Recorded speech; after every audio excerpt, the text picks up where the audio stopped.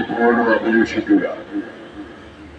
അപ്പോൾ ഈ തിരുവചനം തലങ്ങും വിലങ്ങും, അതായത് കോഴിക്കോട് ഷോറിന്റെ നാനാഭാഗങ്ങളിലും ഈ വചനം നിരന്തരം പ്രഘോഷിക്കപ്പെടുമ്പോൾ, നേരത്തെ ബഹുമാനപ്പെട്ട മത്തഞ്ചേട്ട് സൂചിപ്പിച്ചതുപോലെ ദൈവവചനം പ്രഘോഷിക്കപ്പെടുന്ന ഇടങ്ങളെല്ലാം വിശുദ്ധീകരിക്കപ്പെടുകയാണ്.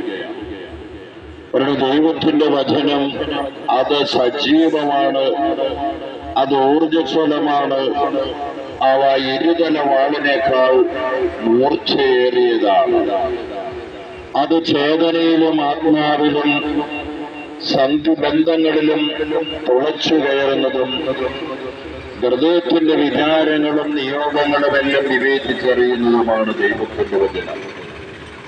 ഈ വചനം ഇടതടവില്ലാതെ പ്രഘോഷിക്കപ്പെടുമ്പോൾ സമൂഹത്തിലുള്ള എല്ലാ ഭിന്നതകളും അസ്വാരസ്യങ്ങളും ഇല്ലാതായി ഈ സമൂഹത്തിൽ സമാധാനം സ്ഥാപിക്കപ്പെടും. ദൈവ സ്നേഹമാണ് മനുഷ്യനെ പരസ്പരം സ്നേഹിക്കാൻ ഉത്ബോധിപ്പിക്കുന്ന ദൈവത്തിന്റെ വചനം, മനുഷ്യനെ നന്മയിലേക്ക് നയിക്കുന്ന വചനം, ശത്രുതയും വിദ്വേഷവും അകറ്റി സ്നേഹം മനുഷ്യ ഹൃദയങ്ങളിലേക്ക് പകർത്തപ്പെടുന്നതാണ് ദൈവവചനം. ഈ വചനം പ്രഘോഷിക്കുക എന്ന് പറയുന്നത് നാം എവിടെയാണോ അവിടെയെല്ലാം വിശുദ്ധീകരിക്കപ്പെടുകയാണ്.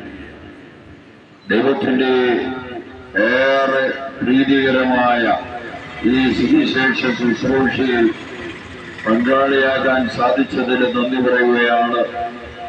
ഏറെ സ്നേഹിക്കപ്പെട്ട മത്തച്ചേട്ടന്റെയും ഈ മാത്യു കാക്കനാട്ട്, അതുപോലെ ഇവിടെ അലക്സാണ്ടർ, ഇതുപോലെ ഇവരെല്ലാം ഒന്നിച്ചു ചേർന്ന് ഈ പ്രദേശത്ത് വചനം പറയുമ്പോൾ നമുക്ക് വലിയ സന്തോഷമാണ്.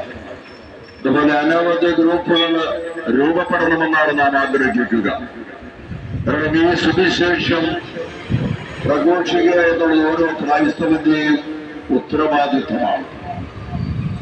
കർത്താവാണ് തന്റെ ശിഷ്യരെ ചുമതലപ്പെടുത്തിയത്. നിങ്ങൾ ലോകത്തെങ്ങും പോയി എല്ലാ മനുഷ്യരോടും സകല സൃഷ്ടികളോടും ഈ സുവിശേഷം പ്രസംഗിക്കാനായിട്ട്. ഈ കാലഘട്ടത്തിന്റെ ഒരു പ്രത്യേകതയാണ് അനവധി ആളുകൾ സുവിശേഷം പറയാൻ രംഗത്തേക്ക് വരുന്നു എന്നുള്ളത്. അത് പരിശുദ്ധാത്മാവിന്റെ വലിയൊരു പ്രേരണയാണ്. എല്ലാവരെയും ഒരിക്കൽ കൂടി